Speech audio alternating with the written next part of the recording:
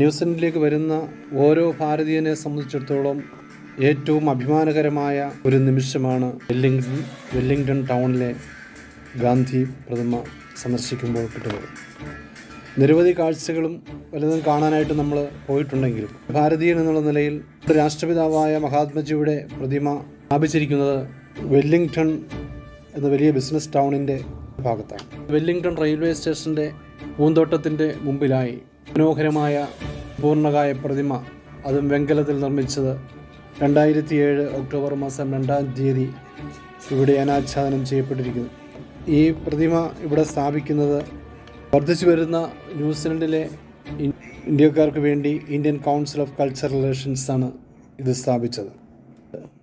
ടൗണിൽ Wellington railway station, Wellington central port, ലോകപ്രശസ്തമായ Victoria university, അതിന് തൊട്ടടുത്ത് തന്നെ ന്യൂസിലൻഡിൻ്റെ പാർലമെൻറ്റ് മന്ദിരവും നമുക്ക് കാണുവാൻ കഴിയും.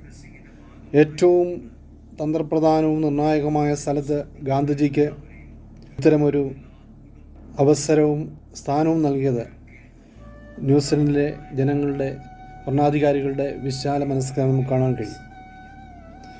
2007 ഒക്ടോബർ മാസം 2-ാം തീയതി ഈ പ്രതിമ അനാച്ഛാദനം ചെയ്യുമ്പോൾ അന്ന് ഇന്ത്യൻ ഹൈക്കമ്മീഷണറായിരുന്ന PK ഏണസ്റ്റാണ് അദ്ദേഹത്തിൻ്റെ സാന്നിധ്യത്തിൽ വെല്ലിംഗ്ടൺ മേയറായിരുന്ന ബഹുമാന്യനായ കെറി പെൻഡർഗോസ്റ്റ് ഈ പ്രതിമ അനാച്ഛാദനം ചെയ്തു. അദ്ദേഹം പറഞ്ഞത്, ഈ പ്രതിമ ഇവിടെ സ്ഥാപിച്ചതോടുകൂടി ഞങ്ങൾ ആദരിക്കപ്പെട്ടു എന്നാണ്. ഇന്നും ആധുനിക ലോകത്തിൽ പ്രചോദനമായിരിക്കുന്ന മനുഷ്യൻ്റെ ജീവിക്കുന്ന ഓർമ്മകൾ ലോകജനതയ്ക്ക് പ്രചോദനമാണ്, പ്രത്യേകിച്ച് സംഘർഷഭരിതമായ ഒരു കാലഘട്ടത്തിലെന്ന് അദ്ദേഹം പറയുകയുണ്ടായി.